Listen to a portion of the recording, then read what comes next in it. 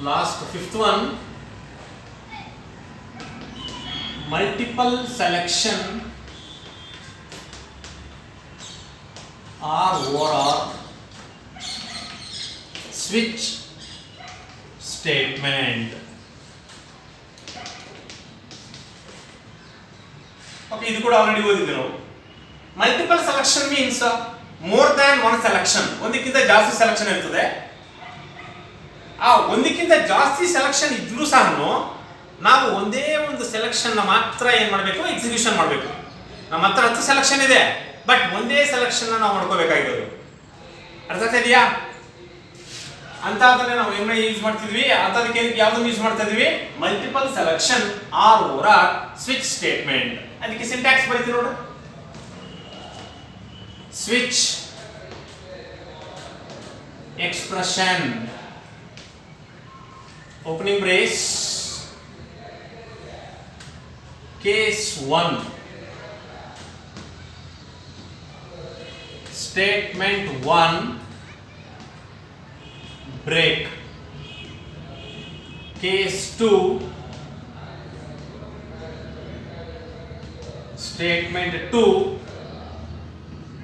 break, dash dash dash, case n, statement n, break, default invalid statement, closing brace. Okay, this is the syntax of a multiple selection or switch statement. ಇದು ಯಾವ ತರ work ಆಗುತ್ತೆ ಅಂದ್ರೆ, the switch statement test the value of expression against the list of case values.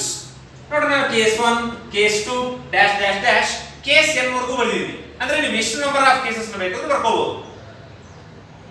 ಅದ್ರ ಪಕ್ಕದಲ್ಲಿ ಏನ್ ಮಾಡಿದ್ವಿ ನೋಡಿ, ಕೋಲನ್ ಹಾಕ್ಬಿಟ್ಟು ಸ್ಟೇಟ್ಮೆಂಟ್ 1 ಕೇಸ್ 1 ಏನ್ ಬರೆದಿದ್ದೀವಿ, ಸ್ಟೇಟ್ಮೆಂಟ್ 1 ಬ್ರೇಕ್.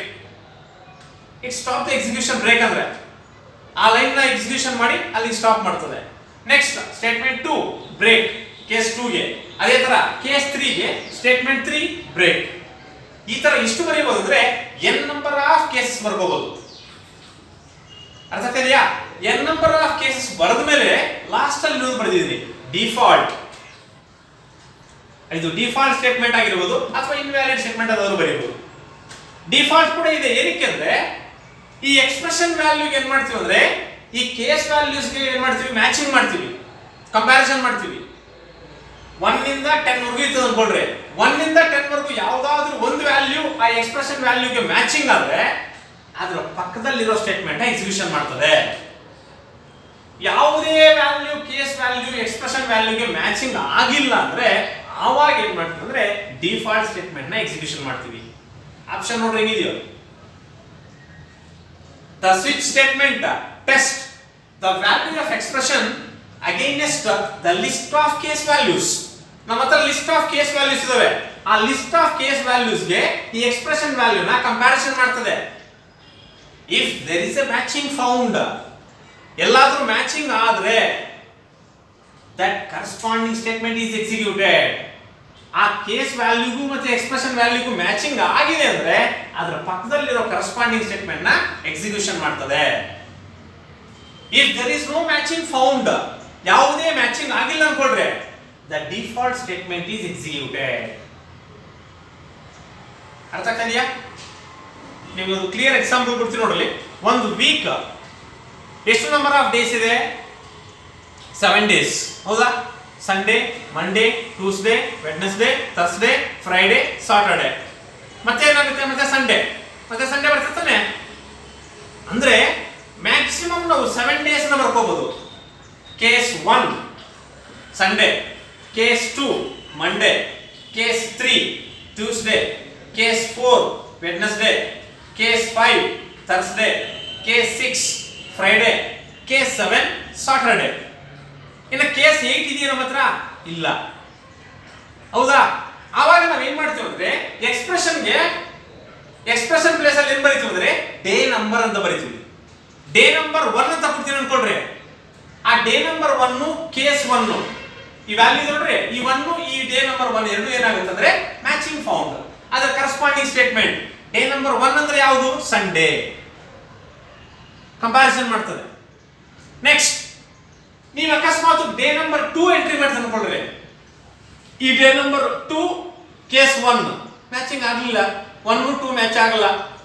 ನೆಕ್ಸ್ಟ್ ಇಲ್ಲಿಗೆ ಹೋಗುತ್ತೆ case 2 day number 2 okay matching ಆಯ್ತು. ಅವಾಗ ಏನ್ ತೋರಿಸ್ತದೆ ನಮಗೆ ಮಂಡೇ ಅಂತ ತೋರಿಸ್ತದೆ. In case if you entered the day number is 8, ನೀವೇನಾದ್ರೂ ಡೇ ನಂಬರ್ 8 ಎಂಟ್ರಿ ಮಾಡಿದ್ರೆ ಕಂಪ್ಯಾರಿಸನ್ ಮಾಡ್ಕೊಂತ ಹೋಗ್ತದೆ ಮೇಲ್ಗಡೆಯಿಂದ. 8 is equal to 1 false, 8 is equal to 2 false, 8 is equal to 3 false, 8 is equal to 4 false, 8 is equal to 5 false, 8 is equal to 6 false, 8 is equal to 7 false. Okay 7 days ಇರೋದು ನಮ್ಮ ಹತ್ರ ಯಾವುದು matching ಆಗಿಲ್ಲ. Case values expression ವ್ಯಾಲ್ಯೂಗೆ matching ಆಗಲೇ ಇಲ್ಲ. ಯಾವುದು matching ಆಗಿಲ್ಲ ಅಂದ್ರೆ ಯಾವ್ದು ಎಕ್ಸಿಕ್ಯೂಷನ್ ಆಗುತ್ತೆ ಅವಾಗ default, that is invalid day ಅಂತ ತೋರಿಸ್ತದೆ. ಅಂದ್ರೆ ಡೇ ನಂಬರ್ 8 ಅನ್ನೋದು ಏನು ಇನ್ವ್ಯಾಲಿಡ್ ಡೇ, ನಮ್ಮ ಹತ್ರ ಡೇನೇ ಇಲ್ಲ. That is a main example. Multiple selections ಇದೆ ಬಟ್ ಒಂದೇ ನಾವು ಸೆಲೆಕ್ಷನ್ ಮಾಡ್ಕೋಬೇಕಷ್ಟೇ. ಜಾಸ್ತಿ ಕಲೆಕ್ಷನ್ಸ್ ಕೊಟ್ರು ನಾವು ಒಂದೇ ಸೆಲೆಕ್ಷನ್ ಮಾತ್ರ ಮಾಡ್ಕೋಬೇಕು. ಅದೇ ತರನೇ ನೀವು ಮಂತ್ಸ್ ಕೂಡ ಸೆಲೆಕ್ಷನ್ ಮಾಡ್ಕೋಬಹುದು. ಟೋಟಲ್ ಮಂತ್ಸ್ 12 ಮಂತ್ಸ್ ಇದಾವೆ. ಮಂತ್ ನಂಬರ್ 13 ಇದೆಯೇನು ಇಲ್ಲ, 1 ಇಂದ 12 ವರೆಗೂ ಕೊಡಬಹುದು ಸೆಲೆಕ್ಷನ್ಸ್. 13 ಕೊಟ್ರೆ ಇನ್ವ್ಯಾಲಿಡ್ ಮಂತ್ ಅಂತ ತೋರಿಸ್ತದೆ. ಆ ತರ ಒಂದು ಮಲ್ಟಿಪಲ್ ಸೆಲೆಕ್ಷನ್ಸ್ ಇದ್ರೆ ಅದರಲ್ಲಿ ಒಂದು ಸ್ಟೇಟ್ಮೆಂಟ್ ನ ಮಾತ್ರ ಸೆಲೆಕ್ಷನ್ ಮಾಡ್ಕೊಳ್ಳೋದಕ್ಕೆ ನಾವೇನ್ ಮಾಡ್ತೀವಿ ಅಂದ್ರೆ multiple selection or over switch statement. Correct ಆಗಿರಲಿ. The switch statement test the value of expression against the list of case values, against the list of case values. If there is a matching found, that corresponding statement is executed. Otherwise illa andre default statement is executed. ಅರ್ಥ ಆಗ್ತಾ? Okay, ಈಗ ಇದಕ್ಕೆ ನಾವು ಒಂದು program ಬರೆಯೋಣ. ನಾವು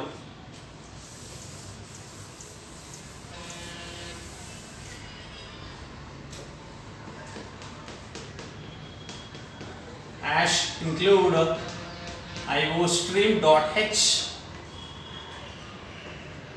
next hash include conio.h, void main opening brace int day number, cout enter day number of the week,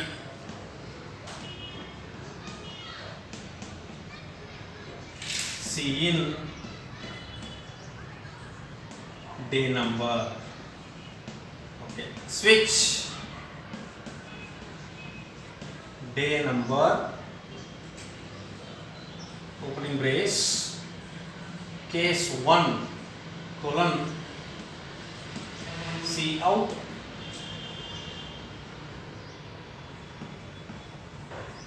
Sunday break case 2 cout Monday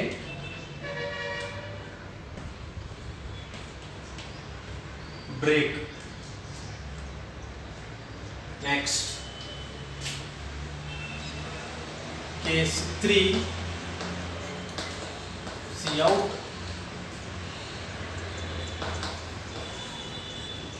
Tuesday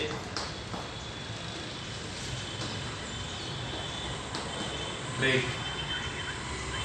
Next case 4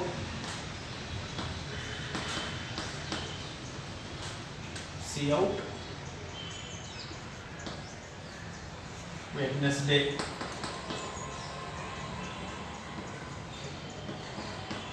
break. Case 5 cout Thursday break. Case 6, see out.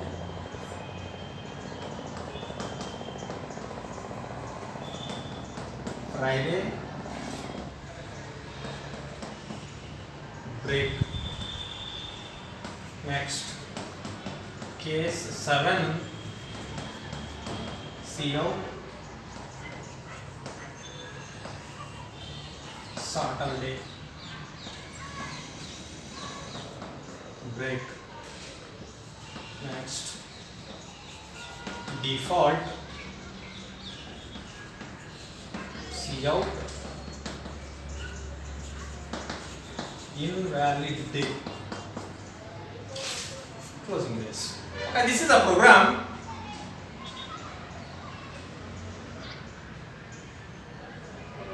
Multiple selection or order switch statement ಗೆ ನಾವು ಒಂದು program ಬರೆದಿದ್ವಿ. This is the program to identify the weekday. ಒಂದು weekday ನ ನೀವು identification ಮಾಡಬೇಕಂದ್ರೆ ನಾವು ಈ ಒಂದು ಸ್ವಿಚ್ ಸ್ಟೇಟ್ಮೆಂಟ್ ಪ್ರೋಗ್ರಾಮ್ ನ ಯೂಸ್ ಮಾಡಿದ್ವಿ. ash include iostream.h, ash include con.io.h, void main ಎಲ್ಲ ಪ್ರೋಗ್ರಾಮ್ ಕಾಮನ್ ಇದು. Opening brace. ಈಗ ನಾವು ಏನು ಮಾಡ್ತೀವಿ ಅಂದ್ರೆ ಡೇ ನಂಬರ್ ಎಂಟ್ರಿ ಮಾಡಿದ್ರೆಗನ ಆ ವೀಕ್ ಡೇ ಯಾವುದು ಅಂತ ನಮಗೆ ತೋರಿಸ್ಬೇಕು. ಅರ್ಥ ಆಗ್ತಿದೆಯಾ? ಟೋಟಲ್ ಆಗಿ 7 ಡೇಸ್ ಇದಾವೆ. ಆ 7 ಡೇಸ್ ಅಲ್ಲಿ ಯಾವ್ದಾದ್ರು ಡೇ ನಂಬರ್ ನೀವು ಎಂಟ್ರಿ ಮಾಡಿದ್ರೆ ಅದು ಯಾವ ವೀಕ್ ಡೇ ಅನ್ನೋದನ್ನ ನಿಮಗೆ ಡಿಸ್ಪ್ಲೇ ಮಾಡಬೇಕು. ಅದಕ್ಕೆ ಇಂಟ್ ಡೇ ನಂಬರ್ ಅಂತ ತಗೊಂಡಿದ್ದೀನಿ. C out enter day number of the week. ಯಾವ್ದಾದ್ರು ಒಂದು ನಂಬರ್ ಎಂಟ್ರಿ ಮಾಡಿದ್ರೆ, for example day number is 5. ನಾನು ಏನು ಎಂಟ್ರಿ ಮಾಡಿದ್ದೀನಿ ಈಗ? 5 ಅನ್ನು ಎಂಟ್ರಿ ಮಾಡಿದ್ದೀನಿ day number. See in day number. What is the day number? 5. ಈಗ ನೋಡ್ರಿ ಕಂಪ್ಯಾರಿಸನ್ ಯಾವ ತರ ಮಾಡ್ತದೋ. Switch. What is the day number value? 5. 5 is equal to 1. Case ಗೆ ಕಂಪ್ಯಾರಿಸನ್ ಮಾಡ್ತದೆ. 5 1 ಈಕ್ವಲ್ ಆ? No. 5 is equal to 2. No. 5 is equal to 3. No. 5 is equal to 4. No. 5 is equal to 5. Yes. That corresponding statement ಏನು ಇಲ್ಲ? See out. Thursday, break. Break ಅಂದ್ರೆ ಅಲ್ಲಿಗೆ stop ಮಾಡ್ತದೆ, ಇನ್ನು ಮುಂದಕ್ಕೆ ಹೋಗಲ್ಲ ಅದು. ಡೇ ನಂಬರ್ 5 ಅಂತ ನೀವು ಎಂಟ್ರಿ ಮಾಡಿದ್ರೆ ಏನು ಡಿಸ್ಪ್ಲೇ ಮಾಡ್ತದೆ ನಿಮಗೆ? ಥರ್ಸ್ಡೇ ಅಂತ ಡಿಸ್ಪ್ಲೇ ಮಾಡ್ತದೆ. ಅಕಸ್ಮಾತ್ ನೀವು ಡೇ ನಂಬರ್ 1 ಅಂತ ಎಂಟ್ರಿ ಮಾಡ್ತಾ ಅನ್ಕೊಳ್ರಿ, ಇಲ್ಲಿ day number is 1, starting 1 comparison ಮಾಡ್ತದೆ. 1 is equals to 1. yes. see out Sunday. Day number 1 ಅದೇ ತೋರಿಸ್ತದೆ Sunday. In case if the day number is 8, 8 is equals to 1, false. 8 is equal to 2, false. 8 is equal to 3, false. 8 is equal to 4, false. 8 is equal to 5, false. 8 is equal to 6, false. 8 is equal to 7, false. Case labels ಎಲ್ಲಾದರೂ comparison ಮಾಡಿದ್ವಿ, ಯಾವುದು ಕೂಡ matching ಆಗಲಿಲ್ಲ ಈ day ನಂಬರ್ಗೆ. ಯಾವುದು matching ಆಗಿಲ್ಲ ಅಂದ್ರೆ ಸ್ವಿಚ್ ಕೇಸ್ ಅಲ್ಲಿ ಏನು ಮಾಡ್ತೀವಿ ಅಂದ್ರೆ ಡಿಫಾಲ್ಟ್ ಅನ್ನೋ ಸ್ಟೇಟ್ಮೆಂಟ್ ಇದೆ, ಅದರಲ್ಲಿ ಏನು ಡಿಸ್ಪ್ಲೇ ಮಾಡ್ತಾ ಇದೆ? C out invalid day. ಏನಂತ ತೋರಿಸ್ತಾ ಇದೆ? Invalid day. ಅಂದ್ರೆ ನೀವು ಡೇ ನಂಬರ್ 8 ಎಂಟ್ರಿ ಮಾಡಿದಾಗ ಅದು ಏನಂತ ತೋರಿಸ್ತದೆ ನಿಮಗೆ? ಇನ್ವ್ಯಾಲಿಡ್ ಡೇ ಅಂತ ತೋರಿಸ್ತದೆ.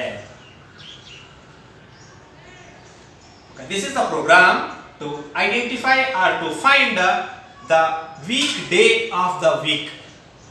ಒಂದು ವೀಕ್ ಡೇ ಅಲ್ಲಿ ವೀಕ್ ಡೇ ಯಾವುದು ಅಂತ ನೀವು ಐಡೆಂಟಿಫಿಕೇಶನ್ ಮಾಡಬೇಕಂದ್ರೆ ಈ ಒಂದು ಸ್ವಿಚ್ ಅನ್ನೋ ಒಂದು ಸ್ಟೇಟ್ಮೆಂಟ್ ನ ಯೂಸ್ ಮಾಡ್ತೀವಿ. ಅರ್ಥ ಆಗ್ತಿದೆಯಾ? Okay, these are all the selection statements. if else if, multiple selection, nested if, multiple selection. These are the 5 selection statements.